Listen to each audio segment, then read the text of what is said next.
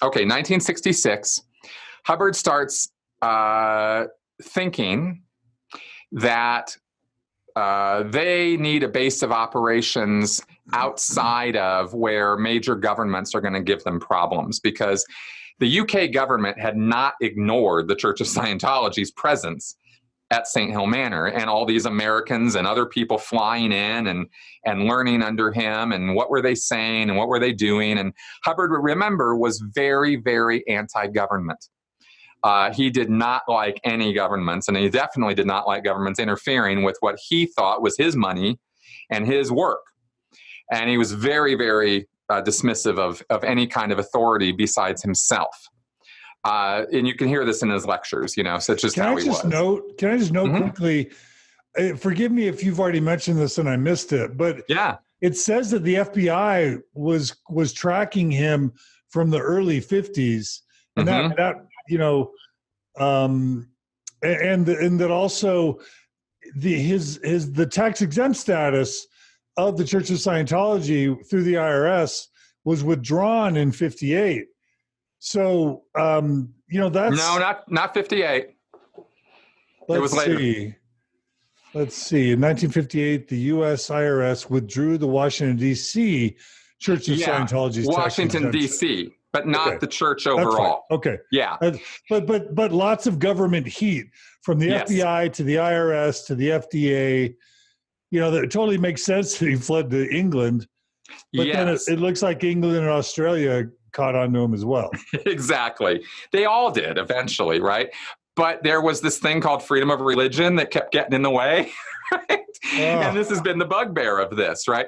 I've kind of avoided the government agency aspect of this, not because I was trying to avoid it. I just didn't make it part of the narrative here because I was kind of thinking about the organization and the subject. But you're absolutely right. Now, here's the catch, though, and this is the really crazy thing, is the reason the FBI was at all interested in what L. Ron Hubbard was doing is because he kept writing to them and telling them that his enemies from the early 50s were commies. He was trying to ride the Red Scare to get rid of his enemies and get the FBI to do it for him. And this is what he would do. He would write these crazy letters to the FBI about how people who had wronged him were communists. And in the 1950s, that was a serious charge. That was not just some name you called somebody. This was the subject of intense government investigation. This is the McCarthy era. So Hubbard was trying to use that to help him and get the government to help him put his enemies away in jail. Hubbard was an extremely vindictive person. He never forgave and forgot, ever. So when he thought that, say, Joseph Winter or Campbell or many other people over the years that had hooked up with him and allied with him and then eventually turned on him because he was just such a jerk, and he just cast people aside like they were nothing. So he would write these letters to the government complaining about these people. And one of those letters clearly, the note on it was, file away, but this guy is clearly mental. Right? So the FBI was not buying any of it. And so they started files on him because of that, and they sort of tracked his movements. The FDA had been investigating him because of practicing medicine without a license. And there was also drug therapy that had been involved in the early days. He had been putting vitamin bombs and things together in very, very extreme doses. And that was a concern of the FDA. So this is how he attracted government attention. But then he flipped the script when he would talk about these things to his followers and tell them that they were the ones being persecuted by the government, when in fact the government regulatory bodies were just doing their job, trying to keep this guy and his overpromises in check. So that's kind of how that went. And the tax exemption thing was exactly as you said. The DC founding church got their tax exemption revoked, but not all the other churches, just that one. And that was enough to send him flying off to England. So thanks for mentioning that, because I forgot that little detail. No, there's a million things we're not going to mention, but I just think that whole government pressure thing is really interesting and important. And of course, Joseph Smith, part of his undoing was government pressure, and that led to Brigham Young as well, about all the polygamy and all the all the scandal, the government just starts clamping down at some point. Exactly. And that's what happened with Scientology, too, in many ways, as we'll get to. Because what ended up happening at St. Hill, okay, Hubbard is feeling the pressure. Oh, there was also, I think it was 1963, there was an FDA raid on the Washington Church of Scientology because Hubbard had written to the government saying, hey, Scientology can help you guys with your space program and stuff. And various other complaints had been coming to the fore. Because everywhere Hubbard went, there were complaints that followed. I mean, he was, all these years that he was forming this organization and building this thing up, all the characteristics, and I really should have noted this, all the characteristics of a destructive cult were being developed during this time. So, you know, the idea of shunning and kicking people out and ruining their life, and Hubbard's vindictiveness. I mean, when he set his sights on somebody as an enemy, he would hire private investigators. He would use Scientologists to go persecute that person, what we now call fair gaming. But it hadn't even been that formalized of a thing that it had a name yet. It was just Hubbard having revenge on people.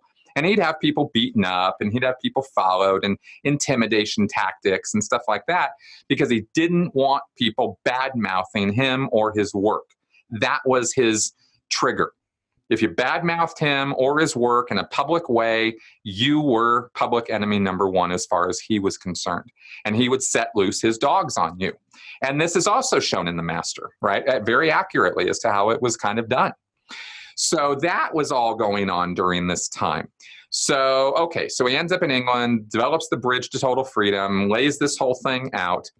And he then is looking at the FDA raid, and he tried to get some positive media. You know, the picture that you might see around, some of you might have seen, of Hubbard with the tomatoes. And he's got his meter, and he's got it plugged into these tomatoes, or he's got these gloves on, and he's doing things with plants and stuff. This is at St. Hill, and Hubbard was trying to put himself out in the public as a legitimate scientist and researcher who was researching the nature of life itself. And he was putting out the idea that plant life was really no different from human life, in that the nature of life itself being this theta component. And he was trying to present himself and sell himself as a legitimate philanthropist and researcher, which of course nobody was particularly buying because Scientology was crazy. But that's what he was doing. So that failed. And that also hit Hubbard hard. In fact, there was one particular article, and I cannot right now remember which publication it was, but it was something Hubbard really invested in. I think it was 1964, 65, that he really, really wanted this article to be this positive media press about him and his work, and he thought it was going to be this wonderful, glowing article, and instead they totally panned him. And he was furious. I mean, beside himself with fury that he had been so betrayed by the media. And he had always been kind of down on the media, but now he really went to town. I mean, really.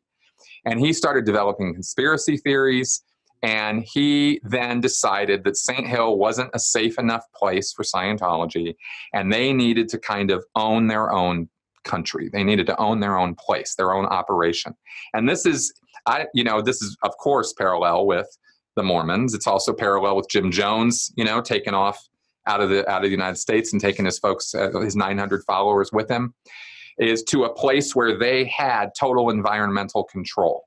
They didn't have to abide by the laws of the land. They didn't have to listen to anybody else telling them what to do. They didn't have to pay taxes. That's what Hubbard wanted. So he went down to Rhodesia in Africa, and he tried to infiltrate or get himself ingratiated with the government down there and set himself up as this philanthropic American. He had tons of money at this point. I mean, he had been rolling in it because Scientology is now an international movement. It's truly international in scope. It's not millions of members. It's never been millions of members, okay? So again, it's small. It's not a big organization. There's tens of thousands, maybe 100,000 people at its peak in the 70s or early 80s. but it's not huge, and they're always misrepresenting their numbers. But it's big enough and international in scope enough that Hubbard's making bank. And he goes down to Rhodesia, and he literally writes them he suggests a constitution that he writes for the country, and he sends it to the government, and that's his announcement there. He's like, "Hey guys, I'm here, and here's a new idea for you." And there was all this tumultuous activity and political activity, and apartheid was still reigning in South Africa. And so he goes down there and makes a total mess of it, because again, he didn't have his wife with him, by the way, and he's again has no real solid organizational sense even after all these years. So he fails and he gets kicked out. They don't renew his visa. They know, no, dude, we don't want to have anything to do with you. We see what you're doing. Get the hell out of the country, right? And they had enough good sense to kick him out. There's another backstory there, by the way, which you might find humorous. And this is not according to Hubbard's own writings that I know of, but I've been told by reliable sources who were hooked up at the time, that Hubbard had the idea that he was Cecil Rhodes in a past life. Oh, wow. And he thought he was going to go down there and dig up hidden treasure that had been buried down there. And of course, they never found any. But he tried to set up a little hotel deal, and he tried to set up some business stuff down there, and it all just kind of fell apart after he got kicked out of the country. And he came back to St. Hill, and of course, he got a hero's welcome at St. Hill because they all loved him there. And but he decides after that, okay, there is no place we can go on land in this world where we can be safe from authority and laws and this oversight and these people interfering in what we're trying to do in our mission to salvage mankind. And I firmly believe that even if he started this whole thing because he thought it was just going to make him a bunch of money and he didn't really believe that he was onto something, I think it was actually a mix at the beginning. I think he thought he was onto something, but I think he also thought this was a great way to make money, thus the quote about starting a religion and making money. By this time, by the 1960s, I am absolutely convinced that L. Ron Hubbard was a 1,000% true believer in his subject. I don't think he thought he was running a con. Now, there are people who disagree with me about that. It's a subjective question, and in the end, it doesn't really matter. But that's what I believe where he was at in his headspace. Because that is the biggest question post-Mormons have is, was he a conscious con? Was he a pious fraud? Did he believe in it, but believe the deception was okay?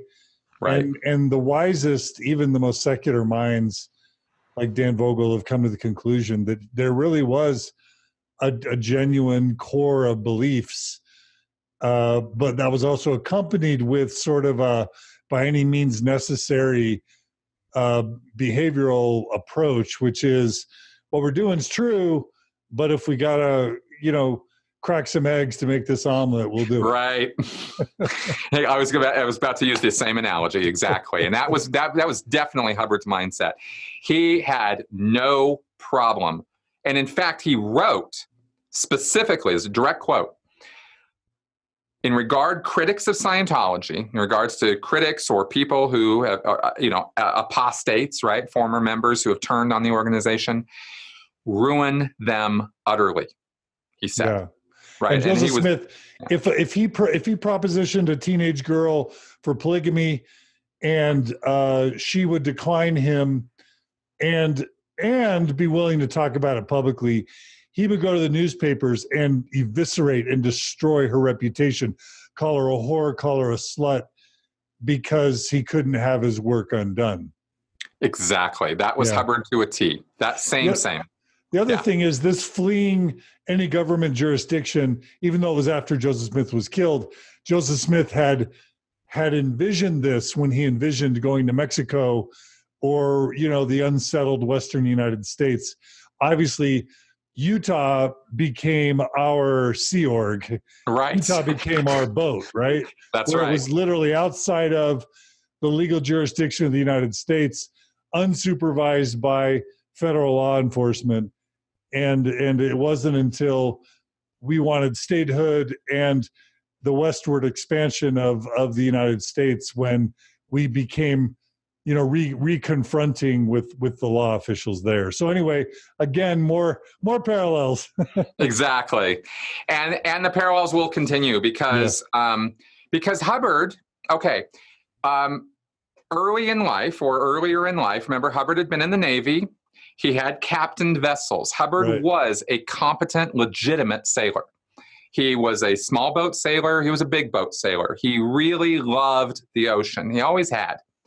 And that was real. And he had done expeditions up to Alaska and stuff. And of course, back in his younger days, they had tried that whole mineralogical survey in Cuba and stuff, and different things. So he loved being out on the ocean, and that became a solution for him, because once every territory or country that he ever wanted to be in had basically kicked him out. I mean, England was revving up to kick him out of England. They had already banned Scientologists from coming into the country.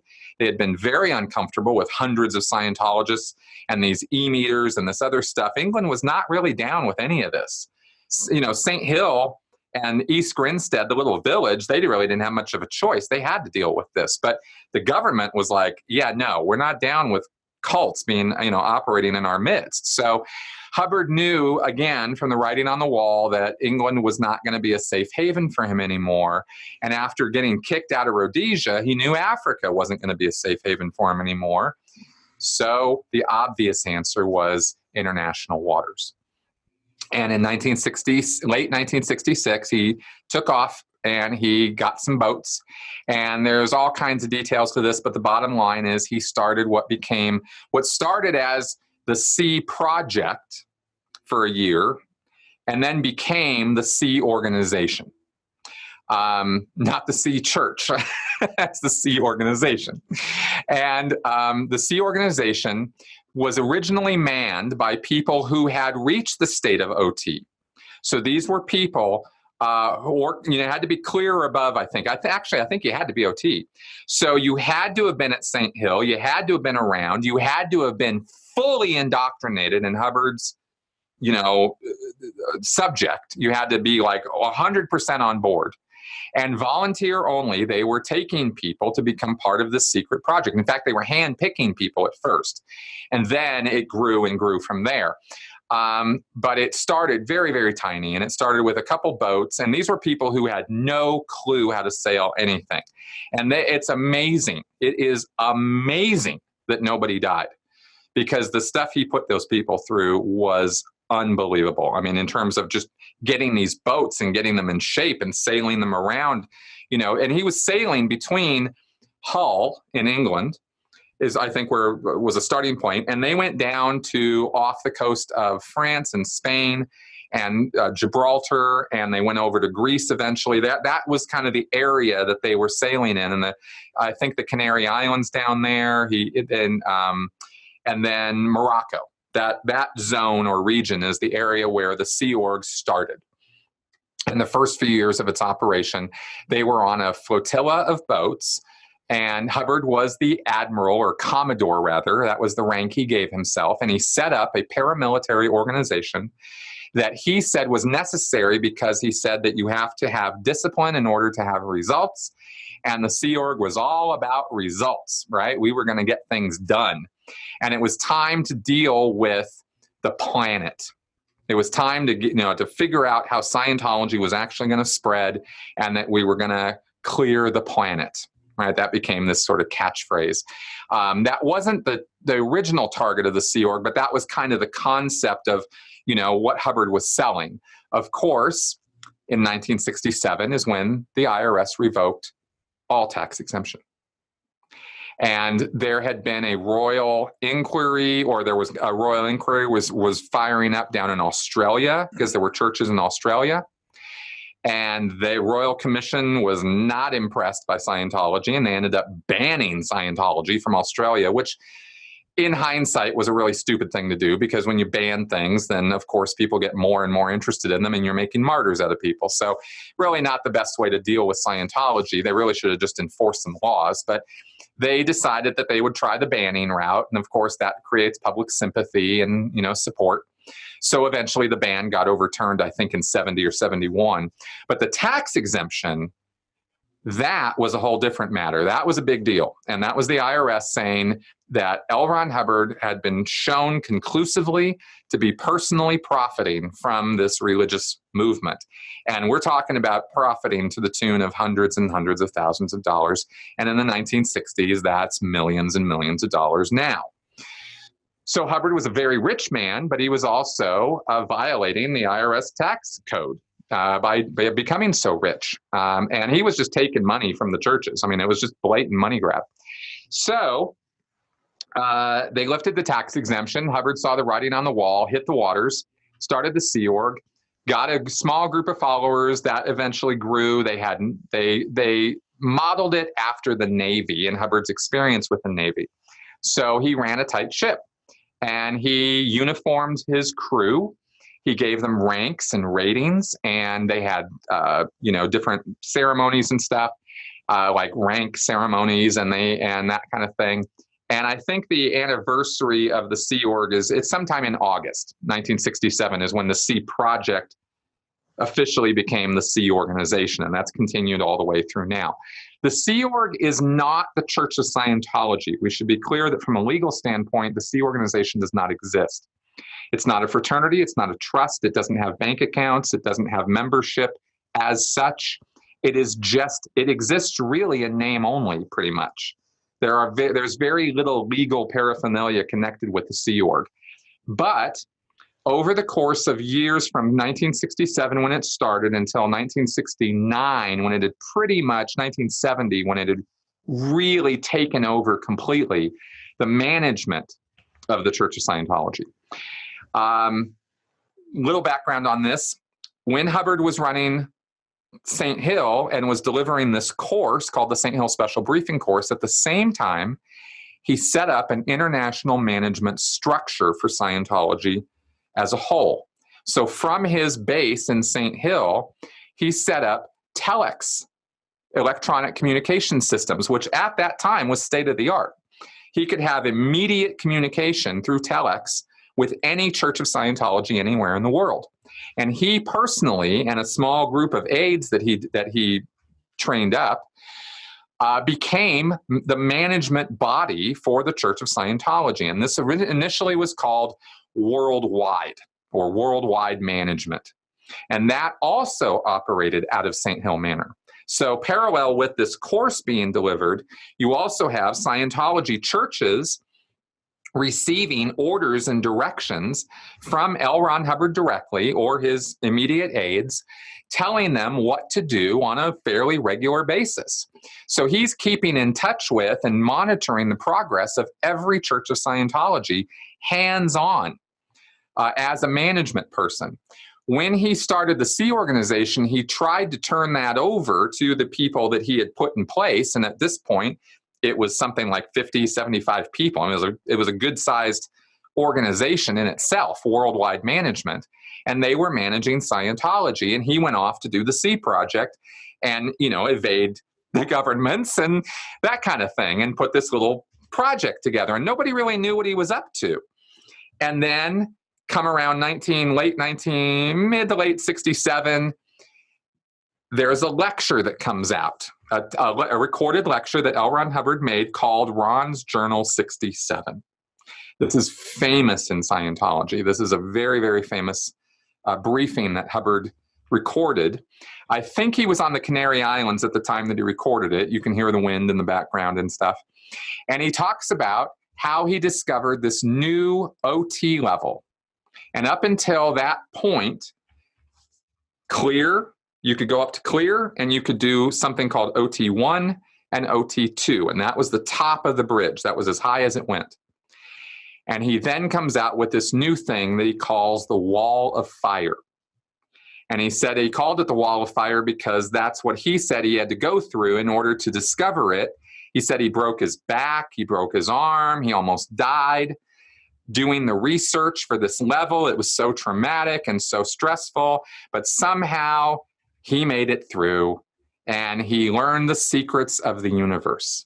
And this Wall of Fire level, this OT3 level, is what everybody now knows as the Xenu story, right? We've seen this on South Park.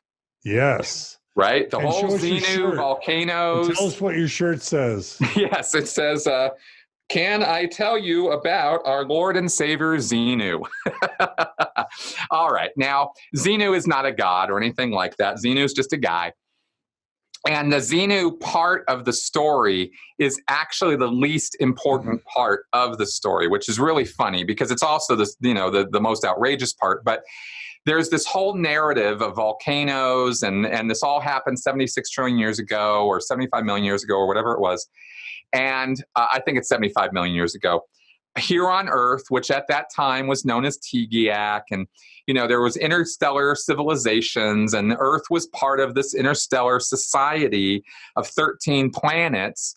And this was known as the Markab Confederacy. And there's a whole story to this. And it goes basically that there was a universal genocide carried out by this guy named Xenu. And Xenu was the Lord, ruler of this confederacy. And he was a madman along the same lines as Pol Pot or something like that, or Mao, right? So he decides that because there's this gross overpopulation of all these planets, there's millions and billions and trillions of people, that he's going to get rid of everybody, and that's going to be the solution to this. And he ships them all to Earth in spaceships that look like DC-9s, and blows everybody up by throwing nuclear weapons into the existing volcanoes on Earth, and then implanting all of the thetans that are left. Because when you kill somebody's body, you're not killing the thetan. You can't kill a thetan.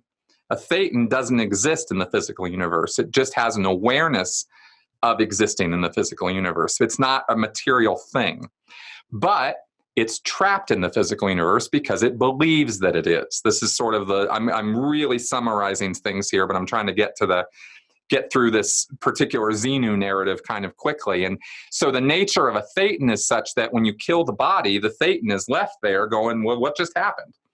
And its normal course of activity is to then go to a hospital and get another body.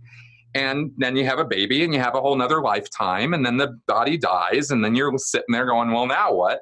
Oh, I got to go get another body. And you go do that. And that's the cycle that all of the thetans on this planet are trapped in. And Scientology's ultimate promise is to free you from that endless cycle.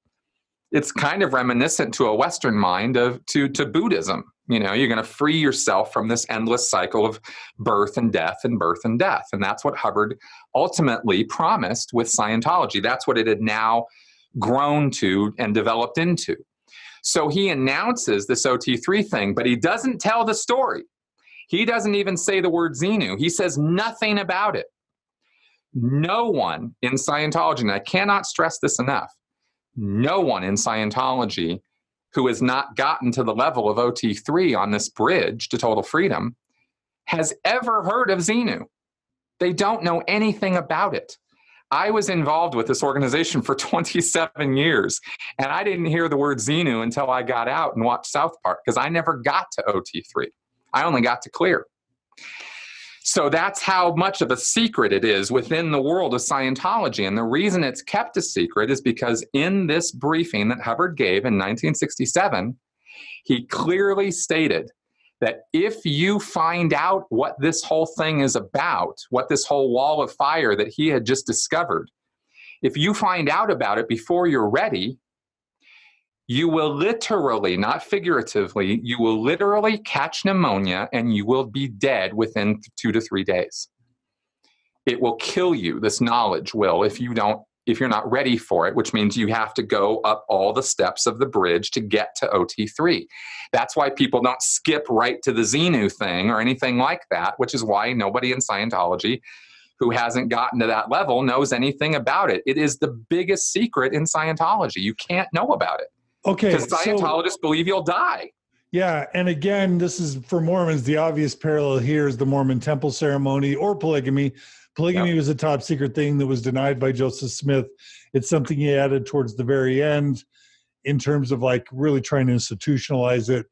But then that got kind of enshrined in the Mormon temple ceremony, which was this top secret ceremony that you made all these death oaths and promises, and you literally physically demonstrated the ways that you would be killed, your heart cut out, your throat slit, being disemboweled, if you ever to reveal the secrets in the temple ceremony. So again, it's this higher level of doctrine or theology that's like comes towards the end, that's super intensely secret, that only the special people get to have access to, and it's punishable by death if you can't even talk about it, and it's punishable by death if you ever reveal it. Sound familiar? Totally. Okay, so here's my question, though. Yep. Mormonism was primed for that because Joseph Smith claimed to be a prophet, and what he meant by that is he talks to God, and God tells him the newest stuff. And so from the very beginning, the Book of Mormon is revealed through a prophet, the Book of Abraham through a prophet, and then the Doctrine and Covenants is this series of revelations where Joseph's always receiving revelations and then updating the teachings in the church. With L. Ron Hubbard, it was it evolved differently because it didn't start out that way. It started out as like a self-help book that becomes a set of procedures that then become more advanced over time. He wasn't claiming that he was talking to God, and there wasn't this sort of conditioning the members to think that he's always going up on high to get the newest thing. And so this famous talk, you said 1968, is that right? 67, yeah. Yeah, the members aren't primed to think that he's a prophet receiving revelation. So, and this whole fictional story of Xenu, and again, everybody's got to listen to the South Park episode. What's the episode called?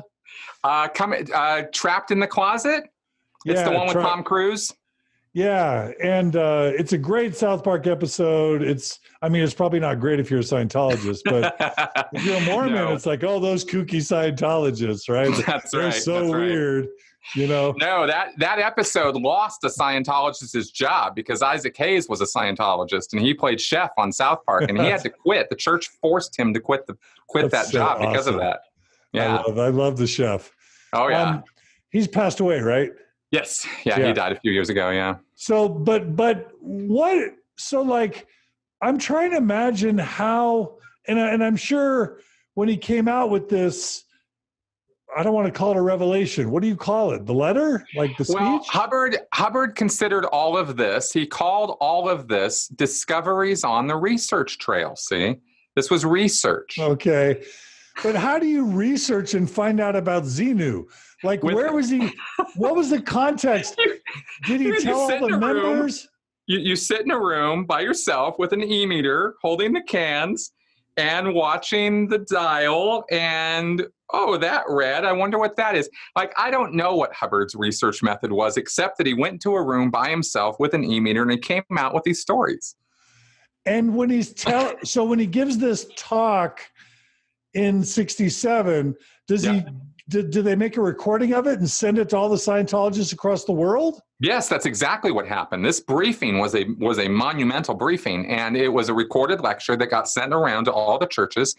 Everybody listened to it, and they were completely electrified by it. Okay, because so this was a new thing. So instead of claiming it was a revelation from God sent to a prophet, it's like a revelation from the God of the e-meter and the God of and the ritual of auditing, because that was the God of Scientology, was whatever the e-meter revealed, right? Really, it came down to what Hubbard said. The thing about destructive cults is that the deity figure is the cult leader. But he's got to say there's a source, right? So, and the source was his own research and his own memories and recall. See, through auditing, solo auditing. I didn't even mention this. I should have brought this up. In 1965, while still at St. Hill, actually 64, maybe as early as 63, definitely by 64, Hubbard invented solo auditing, where you don't have a counselor or an auditor and the person receiving the auditing. It was called a pre-clear. You don't have that. You just have the auditor, who is the pre-clear, go into session and audit himself with a set of instructions written by L. Ron Hubbard, of course, but you're doing it silently to yourself. And that all started just a couple years before. And solo auditing were confidential procedures. That was the first time that Scientology had confidential, high-level information that was supposedly dangerous to people who were not advanced enough to be exposed to it. And so RJ67 in the Xenu story was not the first time that there was confidential information in Scientology, but it was the most advanced breakthrough on that topic, you could say. So, okay. Yeah. And this is such a crazy story. Like, Yeah. What? I can just imagine, like, it's not rooted in anything. It's not rooted in, like, with the Book of Mormon or whatever. It's always like Jesus, or it's always like God or prophets. But this is really like bad science fiction being revealed and then incorporated into a quasi-religion, but really weird, really weird, bad science fiction, right? It is, but here's why I said, let me explain a little bit about why I said that the Xenu part of this is the least important part, ultimately, of OT3, OT level 3, for Scientologists, okay? The big reveal when you get onto OT3, okay, let's remember also, by the way, that the very first people to do this were the most hardcore committed Scientologists, right? The guys who had taken Hubbard at his word, had joined the C Project and the C organization, and were signed up for life. I mean, they were committed. So these were the people who initially took this story on and said, oh, okay, and ran with it. The important part of OT3 is that the result of Xenu and his genocide was that all of these thetans, spiritual entities, were trapped here. And not only were they trapped here on Earth, but they were trapped in clusters. They had been knocked into a state where they were not really fully conscious anymore, and they were stuck together, like they were glued together to other thetans. It's a very strange concept because a thetan's not a physical thing, so don't ask me to explain that part of it. This is all sort of symbolic, I guess. Hubbard doesn't really draw lines between, that kind of stuff.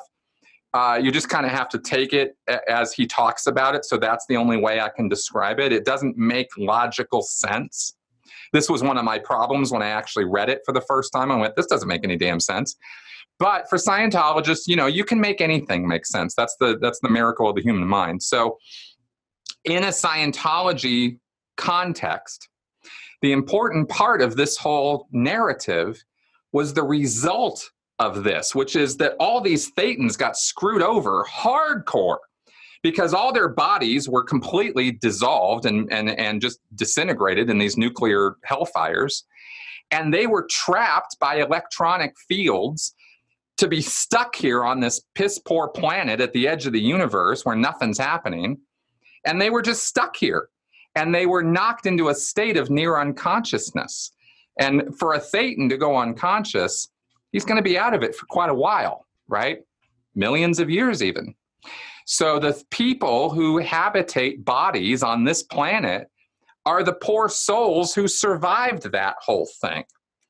And they're pretty screwed up. They're so screwed up that they're not even up to being able to habit a body because they're in a near unconscious, dead kind of state. And they're clustered together in these groups. So the people that you see in your day-to-day existence are actually the ones who've managed to kind of come out of that enough to be able to run a body. And they have all these other thetans stuck to them. And so what you do when you actually audit OT3 and all the remaining OT levels, I might add, because this just carries on, is you telepathically contact every one of these thetans that are stuck to you one at a time, and you wake them up and you get them to realize that where they are and what the condition that they're in is, and you get to release them. You free them from this enmeshed, enslaved kind of condition that they've been in for millions and millions of years. They've been stuck to you. So you're freeing them. And I just have to say, you may be floored at this, or maybe you and Jonathan Streeter have already discussed it. But core to Mormon theology is this idea that prior to us coming to heaven as spirits incorporating a physical body, we were all spirits in heaven before, in a pre-existence. And there were even way more than have come to earth.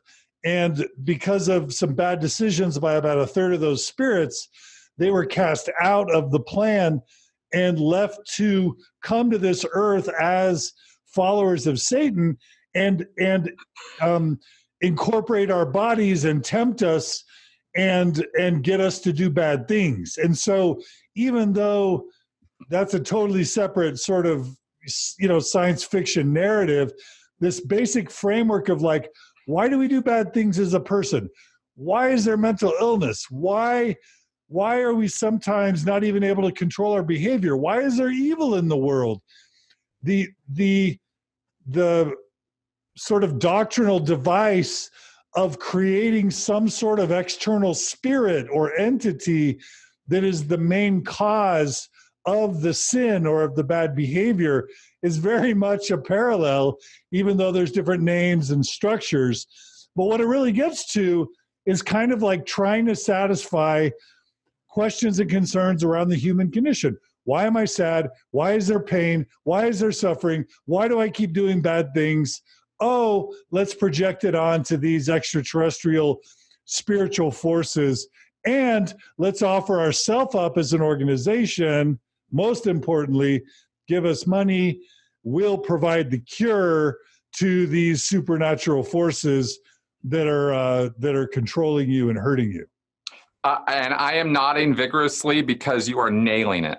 Everything you just said is exactly what OT3 is for Scientologists. It explains voices in your head. It explains bizarre behavior, because these thetans that are stuck to you, some of them wake up from time to time and look around and go, what? And that's the voices you hear in your head, you see. That's the reason you have impulses you can't explain, that you would never do, and yet you find yourself doing. And this is why Hubbard went so far. He oversold this so much that he said that this is the reason we have war. This is the reason we have criminality. This is the reason we have all the problems that we have on this planet. It is this incident that caused all of it. And so Scientologists who get to this level, and I have to stress that literally no more than 5% of Scientologists make it this high. Most people kick off or don't make it before they get to this level. So only 5% of the Scientologists that you're ever going to run into are even going to have ever heard the word Xenu, and they will never talk about it publicly for all the reasons we've already said. So they'll never acknowledge the truth of this. But when you get to that level, this is the answers. These are the answers you're supposed to be getting. And Scientologists are primed to expect that. They're not told what the specifics of the Xenu story are, but they are told that OT3 is the ultimate level. It will change everything about your view of life and other people. You will have more empathy for other people. You will have more compassion for other people, because you will understand them in a way you have never been able to understand them before. Yeah, and that what that represents is the highest ritual. And so religions need ritual because it's somehow important to behavior, to learning the doctrine, to becoming committed, to the organization, to be devoted, and there needs to be ranks of privilege or of opportunity so that people have things to strive for, people can feel important, people can advance and feel a sense of accomplishment, and sort of a way to make people pay money. And by the way, you can't enter the Mormon temple without paying money. So it's just a different way of instituting a formalized ritual that requires money, that makes people feel like they're advancing, makes them feel like they're super special, super, neat. And it all comes with this promise of like, you're going to become more enlightened. You're going to become a better person. You're going to become healed of all your problems. And in Mormonism, the culmination of that is actually a super secret ordinance that until a few years ago, most Mormons have never even heard of, which is the second anointing, where the Mormon, one of the apostles, one of the 12 apostles of the Mormon prophet, actually anoints, with oil a man or a woman and says, you've made it to heaven. You're going to be up there as a god someday. You've arrived. And in Mormonism, that's the crowning super secret ritual that only the really wealthy and privileged and connected ever get to even experience. And again, they're commanded to not talk about it and deny it, even to their own children. Wow, even to their own children. Yeah. Wow, that is really interesting. I knew all of that except anything about the second anointing. I had never heard of that before. That is fascinating. Yeah, and again, everything you just said completely parallels OT3, or I should say really all the OT levels in Scientology, because they're now all the way up to OT8 is as high as you can go. And we'll get into those other levels in a little bit. But that's the Xenu thing is what sets the stage for the rest of the OT levels, because it's pretty much these thetans that are attached to you in Scientology are referred to by people at this level as body thetans, to differentiate them from free thetans or operating thetans who, or from thetans who run bodies like you and me, right? We're not operating thetans yet because we haven't achieved those levels, but we're not totally dead body thetans either. So, we're kind of in between. So the body thetans thing is what you address for the rest of the OT levels in different ways, but it starts at OT3.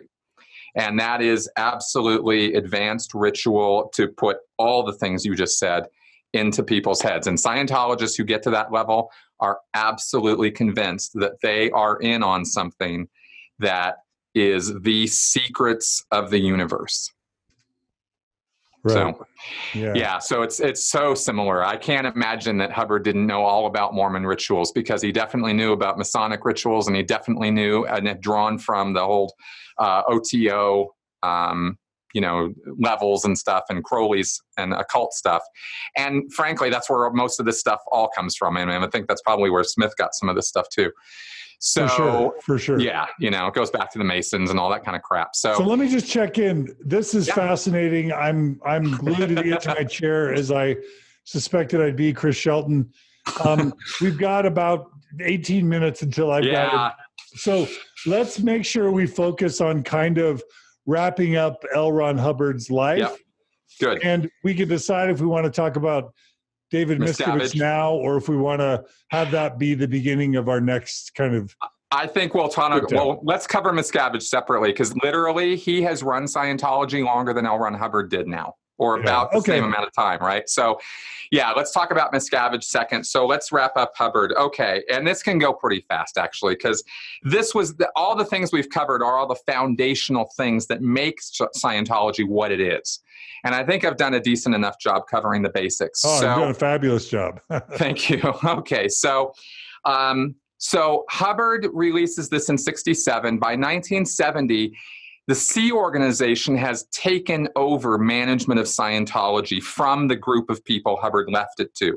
He felt that they had done an incompetent job, had ruined it, had screwed it all up, so he took it over from them and just disbanded that management entity. And so the Sea Organization became the custodians of the OT levels. You could not go anywhere except to the Sea Org to get these OT levels. That doesn't mean you had to join the Sea Org to get them, but they were the people who delivered them. And it takes classroom supervisors and auditors to be able to deliver any Scientology services. So it just so happens that the Sea Organization started setting up their own churches of Scientology that were manned exclusively by Sea Org members. Originally, it was a mix, but at this point, they're exclusively Sea Org. So you have, within the hierarchy of Scientology, you have local city-level churches, like Hawaii, Seattle, Salt Lake City, etc. Those are manned by public Scientologists who sign voluntary contracts of commitment for 5 years, and they work for the church for really no pay, and they get to do free Scientology services as an exchange. But above them in the hierarchy are the Sea Org organizations, and those are the advanced organizations. That's literally what they're called, AOs, advanced organizations. And they deliver the OT levels. You can't do them at the city level churches. None of the people at the city level churches know any of this stuff about Xenu and stuff, unless the individual staff member has, of course, done the OT levels. So that's kind of structurally how it was all set up. And that all was set up in the 1970s. Hubbard sent out Sea Org members to Los Angeles, to Copenhagen, to, I think, Sydney. And they set up these advanced organizations. And there's one, the St. Hill Manor, where Hubbard resided all those years, that Scientology continues to own that property. And it is now an advanced organization of Scientology. So you can go there if you live in the UK, and that's where you would do your OT levels. So I think there's 5 or 6 AOs around the world. And of course, the one in Clearwater, which is the big one, right? And there's one in Los Angeles. So if you want to do these OT levels, you're going to end up traveling to one of these advanced organizations. And Sea Org members are the ones who are going to be servicing you. And that's been in place since 1970, 71. Hubbard also developed a whole management structure for Scientology through the 1970s, and it changed and evolved over the years. And it really wasn't finalized until the 80s after he was dead. But the basic structure he set up, and it's a hierarchical system of city-level churches, advanced organizations, and then you have the management. And it's Sea Org from there on up. All of Scientology is managed by the Sea Org, and like I said, they're the custodians of the advanced levels. And what that really means is that the Sea organization are basically what you would consider the fanatics of Scientology. And I use that word advisedly, knowing full well that I was one for 17 years. I was in a different headspace when I was there, for sure.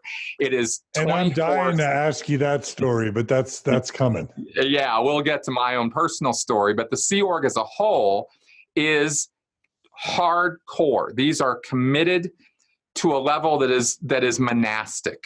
Okay, that's really the only parallel I've ever been able to make, because the military doesn't even do it. You go to the military, and after boot camp, being in the military, unless you're in a war situation, it's a 9-to-5 job for most people. They do their time and then they go home and they have weekends off and that kind of stuff.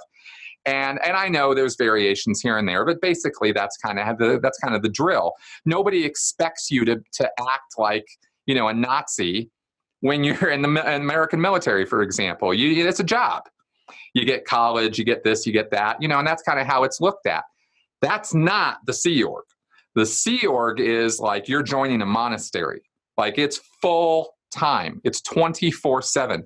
There is no off time. There's no relax time. There's no time off kind of thing.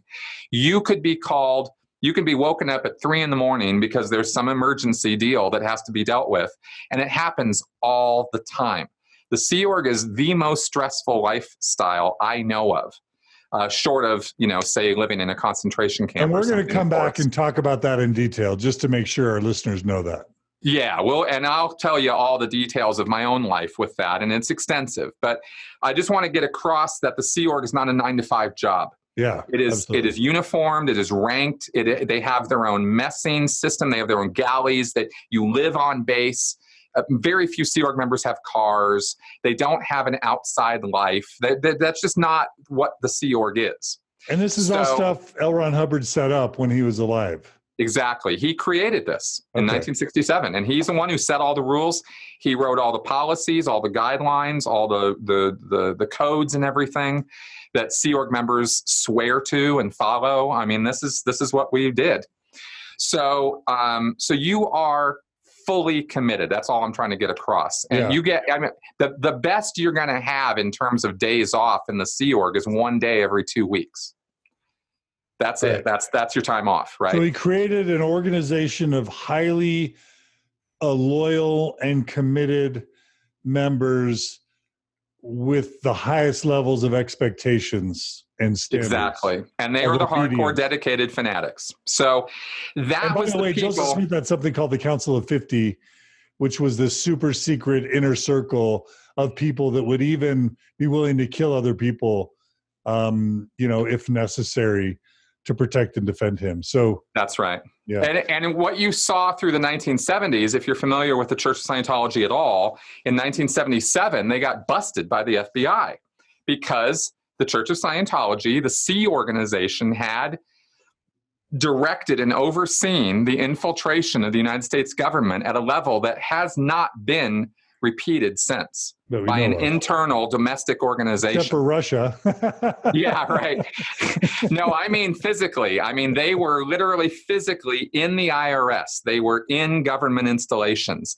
In fact, they got busted because what they were trying to do, okay, in 1974, L. Ron Hubbard got sick and tired of living on the ocean all the time and not having a safe port, not having a safe place to be.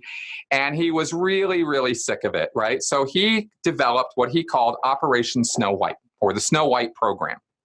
And this was a series of targets that were supposed to result in his good name being restored in the various government offices of the world. And remember, they'd been accumulating files on this guy since 1950. You know, because he had been sending them crazy ass letters and stuff like that, right? I mean, he created all of his own trouble. And it was true that they were monitoring his activities, but they were doing it because he was breaking the law left, right, and center. So he gets to the point where he gets kind of fed up with this. He's got this group of hardcore followers who will do anything he tells them to do. And he had also set up a parallel structure under the control of Mary Sue, his wife, which was called the Guardian's Office. Now, this was not a Sea Org outfit, but its sole purpose was spying and infiltration, as well as public relations. It has now been renamed and rebranded as the Office of Special Affairs, or OSA. But at the time, in the 70s, it was the GO, or the Guardian's Office. So you had the GO and you had the Sea Org. Now, they were kind of a little bit, in competition with each other. But Mary Sue was over the GO, Hubbard was over the Sea Org, and the idea was that the GO was going to go into these government installations and they were going to clean the files. They were going to literally get rid of all the nasty reports about L. Ron Hubbard that the government had in its files. So they infiltrated the IRS amongst many other organizations. And this wasn't just the federal government. It was city, state governments as well, foreign and domestic. And they started trying to find what was in the files. And a guy named Gerald Wolf was one fine day in the IRS building. Actually, I think it was at night. And he was making copies of all these files, of all the stuff they had. And I'm talking about like stacks and stacks of files, because they have a lot of stuff on Scientology. And he got caught, because he's not an IRS employee, and yet he had a badge and he was in there and he shouldn't have been. And somebody noted that. They were like, hey, you're not supposed to be in here. And they, kind of logged it. And somebody took note, and he came back and tried to do it again, and they caught him. And they arrested him, and he got busted. And the church immediately went into damage control. The GO went into overtime. Oh my God. And there were other people involved. And eventually, basically, what ended up happening was they raided the Los Angeles Church of Scientology, the big blue buildings. That's where I work, by the way. They raided it in 1977. The FBI had accumulated enough evidence that they went in there and said, okay, something's fishy, because we caught this guy making these copies and doing this weird stuff, and he's telling weird stories, and this isn't adding up. Let's go figure out what's going on. And they went in there with sledgehammers, and they got file cabinets after file cabinets after file cabinets of data. And they found Hubbard's program, the Snow White program, and all this other stuff that the GO had been involved in, where they had been trying to ruin people's lives. There was a journalist named Paulette Cooper who literally had been driven almost to the point of suicide by the church's covert operations in her life, because she had dared to write a book that was critical of Scientology, one of the first ones. So they tried to ruin her life. All of this came out in the files, right? She was like literally going nuts, and she was being prosecuted by the law, because the church had set her up as a patsy, or not a patsy, but as a person who had written in bomb threats against police or something. And so they had busted her. Turns out the church had set her up on purpose because they wanted to ruin her utterly, exactly according to Hubbard's policies. So this all comes out in this raid. 11 Scientologists, including Mary Sue Hubbard, went to jail. It also says they raided the Washington, D.C. office, but that's not super important. No, I mean, all the pictures come out of L.A., but yeah, it was a big raid. Yeah. And they got so much data. I mean, you FOIA request this stuff, and it's just stacks and stacks of documents. But Mary Sue got sent to prison, man. Yes, it was a huge bust. And of course, okay, so to summarize, L. Ron Hubbard, of course, threw her under the bus. And she went to jail. She took responsibility. Hubbard was an unindicted co-conspirator, and not one of those 11 people confessed that L. Ron Hubbard had anything to do with what had been going on. So he was kept separated. His own wife, Mary Sue, went to jail for him. And they had 2-year prison sentences, I think. This was a huge, huge PR nightmare for the church. And of course, they flipped the script and tried to make it all about how, it was all huffed up, puffed in, and it was just religious persecution and blah, blah, blah. But none of that was true. The church had gotten caught red-handed. As a result of this, there was a major reorganization and shakeup within the church. There were other actions that occurred too, which I really can't easily explain. But basically, there was a structural reorganization of the entire church. And this all occurred in the early 1980s, and it changed over to the structure that it is now, where it is a labyrinth of corporations, one over another. It's very, very difficult legally to separate out how all of this is put together. And it was done for purposes of plausible deniability and separation of the corporation. So if one goes down, another one is still there to operate. So they actually brought on board the best tax accountants and corporate accountants and legal minds that they could hire to advise them on how to structure this whole thing so that L. Ron Hubbard and his name and his estate would always be completely protected and kept separate from all this other stuff that the church engages in. And because they haven't stopped doing the stuff I was just describing that they got busted for. They still do that crap.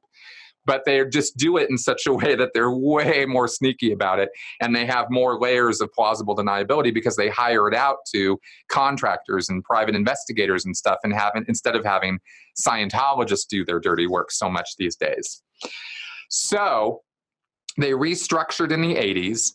And part of the restructure, the main purpose of the restructure, was actually still trying to clear Hubbard's name.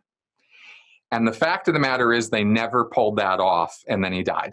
And he died in, I think it was January 1986. And this report that I'm reading basically says that at some point he moves to California and builds this massive top secret kind of ranch thing, right?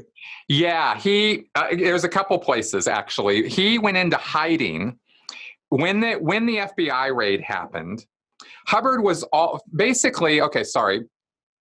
Hubbard went on to sea to hide. He came back to shore, and they started up in Florida, in Clearwater, where they now have their international base of operations, in 1975.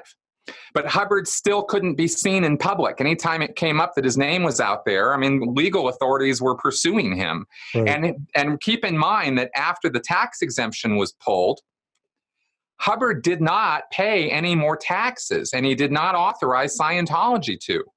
So they were just accumulating tax debt year after year after year, fighting this decision for tax exemption and not winning.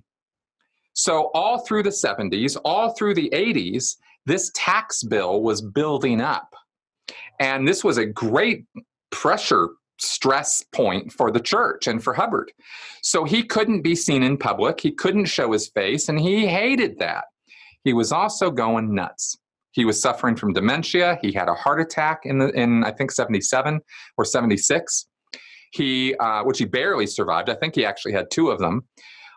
He was being kept in hiding. People didn't exactly know precisely where he was, except a small number of people that he was his most trusted, most loyal Sea Org members were directly working for him. And finally, they settled in California, out in the desert region of San Jacinto, actually, which is where the what's called the Gold Base, or the international base, is located in San Jacinto outside of Hemet, California. That's basically where they settled. But then when the whole raid went down and Mary Sue went to jail and all that, Hubbard was like, oh my God. And he really went into hiding. He even went into hiding from Scientology. There were only three people, who were with him, who knew his exact location. He actually traveled around the country for a while in a Bluebird RV, great big blue RV bus. And then after a couple of years of driving around in the western states, he settled down in Creston, California, outside San Luis Obispo. And that is where he built a ranch. I think there was a ranch already there, and they built up this ranch. And that's where he spent the last years of his life. And he was cared for by two Sea Org members and a guy named Steve Fouth. And Steve is dead now. Hubbard, of course, died in 86. And the only thing we know about what went down at that location and in that time is because after Hubbard's death, Steve Fouth spoke out, and a couple other people who were involved in that time period after Hubbard died and found out what happened have come out of the church and have spoken out about that time period. Otherwise, we really wouldn't know anything because he was in hiding. Says he built a horse track that never really got used, an observation tower. It also says that he was like composing music and he wrote, towards the end of his life, he wrote a couple more kind of fiction books, right? Yep. Battlefield Earth and then the Mission Earth series. And was Battlefield Earth, did it talk about Xenu and that whole thing? Nope. Okay. Hubbard, totally, but get this.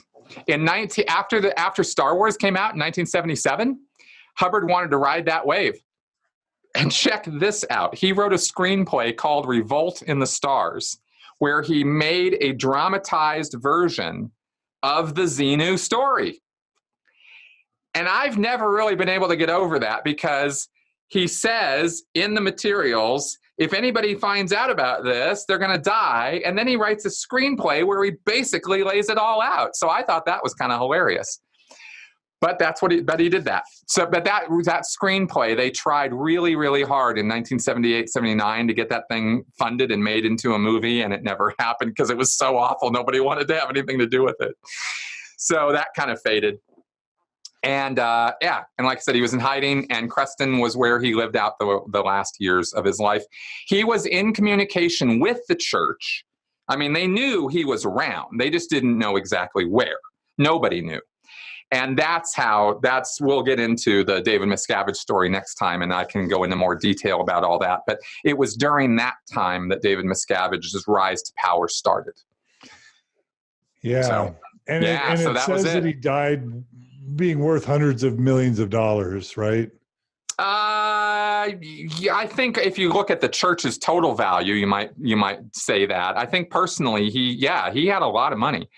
And there's also questions about his will. It looks like his will was switched out 2 days before he died, and the signature is a little suspect and stuff like that. So, like, for example, his family got almost nothing. They just got a couple $100,000. What did Mary Sue?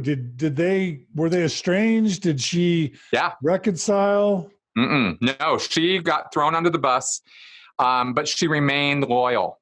He died. He cut communication with her. I think maybe there was a letter. I seem to remember hearing something about a letter, but it was not like a reconciliation. Miscavige actually dealt with her personally. After she got out of jail, they put her up in a house near Big Blue in Los Angeles. And she lived out the rest of her years there, quiet, unknown. Nobody really knew where she was except a few church members. And Miscavige basically strong-armed her into keeping her mouth shut. And they just kind of took care of her. But she never saw or reconciled with Hubbard after that whole raid and fiasco and prison sentence. It's kind of amazing how these people can engender loyalty after so much kind of scorched earth. You know what I mean? Exactly. I think Mary Sue probably thought that her children would suffer because one of her daughters was and is still in the Sea Org. And she had already lost one of their kids, Arthur, I think, to suicide. He was a closet homosexual. Hubbard hated homosexuals. He was not at all interested in the Sea Org or Scientology. I mean, he was interested in Scientology, got trained up and stuff, but he wasn't in the Sea Org. He didn't really want to get into that whole thing, and he ended up killing himself. And outside of Las Vegas, I think, after a bender, and he had the hose into the car and stuff, and it was ruled a suicide, and there's really no reason to suspect it was anything other than that. When Mary Sue found out, she screamed bloody murder. She could not believe that that had happened. And Hubbard's reaction was, God damn that kid, what's he done to me now? So something similar to that. So Mary Sue loved her kids, loved them. She was all about the family. Hubbard, not so much. Hubbard loved the kids who loved him. And, you know, because he was all about self-aggrandizement and himself. He was Mr. Ego. So it was a much more tragic loss for her than it was for him. And then when he threw her under the bus, she saw it as, you know, this is what you got to do. This is the price you have to pay for, you know, for loyalty and for saving the world, you know, because everybody in the Sea Org, you know, these are not people who understand that they are part of a con. These are people who truly, utterly, and completely believe that everything they do is a forward motion to saving the world. And they have to fight the good fight. And that means that they have to fight against people who are going to fight them back, but they love them, so they have to save them, you know, sort of thing. It's all kind of, it's this very weird, twisted sort of thing. But that's where Sea Org members' heads are at. So I've seen, and I was perfectly willing when I was a Sea Org member to throw myself under the bus for the movement. You know, I wouldn't have thought twice about it. Yeah, and we're going to talk about how intelligent these people are. There's always this sort of Mormon feeling. It's just like, how could someone know all these problems with the church and still believe? There's no correlation between religious devotion and intelligence. None. And zero. Zilch. There's a ton of top leaders in Scientology that went to Stanford, that went to Harvard, you know. Oh, yeah. Oh, there's doctors, lawyers, you know, lots of them actually in Scientology. It's not intelligence. That's not the factor. You know, joining a cult usually follows a life-changing event of some kind. And usually a traumatic one, or a person feels disoriented and traumatized, and they need something to quell that. And that's why they join the group. And nobody joins a cult. At least that, you know, they don't think that that's what they're doing. And it usually takes another life-changing event to get them out of it. Whoever thinks they're in a cult, right? Nobody thinks they're in a cult. I used to laugh at it. You know, I used to tell people, yeah, Scientology is a cult, and so is the Catholic Church. Just open a dictionary, you know? Don't give that away. We're going to come back to your story. Yes. Okay, so that has been a spellbinding 3+ hours with Chris Shelton as we've listened to the history of the Scientology movement and L. Ron Hubbard, and drawn excessive parallels to Joseph Smith in the Mormon Church. I loved the parallels, man. I was really, really glad to learn that stuff. So thank you for doing that. Yeah. So listeners, I hope you've enjoyed it. Thanks to everyone who's been tuning in. We've, you know, for an afternoon, we've had a healthy continued audience of participants. We haven't been able to incorporate all the questions and comments, but we will be coming back with Chris. We're going to have him talk about the David Miscavige administration and what it's like to be a Scientologist today. And then we're going to actually have Chris tell his story. So we're going to have much more from Chris Shelton. Chris, thank you so much for giving us your time. And will you do one final plug for all of your good offerings? Absolutely. Okay. Again, thank you very much for this time. I've never spoken at this length in one go, and I really appreciate it. The book is Scientology A to Xenu, an insider's guide to what Scientology is really all about. You can get it on Amazon, and it is a critical analysis of the subject. It is not a memoir. I'm only in chapter 1. So I hope you guys will check that out if you're really interested in this stuff, because I go into more depth and detail about everything we've talked about here. And of course, I have my YouTube channel, which is my name, Chris Shelton. And you can find me on Facebook at facebook.com/criticalthinkeratlarge, because that is how I identify myself. All right. All right. Well, let's schedule some time and let's get you back and we'll do the other interviews. Thanks so much, Chris Shelton. Thanks to all our listeners. Please know that we're doing more of these interviews, but also if you want to attend a one-day conference of 4,000 post-Mormons dedicated to healing and growth and positivity after Mormonism, where Wayne Sermon, the lead singer of Imagine Dragons, Amber Scora, the author of Leaving the Witness, the Jehovah's Witness Church, Natasha Elford Parker, Stephanie Sorensen Larson, Donna Showalter, Christian Moore, Hansa Brigida Matson. It's going to be an incredible affair. Please sign up at thrivebeyondmormonism.com. Tell your friends. We're going to operate the event at a loss. I think it's $15 a person. We're going to lose thousands of dollars, but we're doing this because we believe in promoting healing and growth for Mormons. So please check that out. Please, thank you to all our donors on Mormon Stories podcast that donate to make this possible. If you want to see programming like this continue and you're not a donor, please go to mormonstories.org, click on the donate button. 10, 15, 50, $100 a month, whatever you can afford. We're a nonprofit. We are transparent financially, and we will make sure that your money is given to promote healing and growth for people who are leaving Mormon Orthodoxy and or the Mormon Church. So please support us if you can. Chris, you're awesome, and we'll see you guys all again soon on another episode of Mormon Stories. Take care, everybody.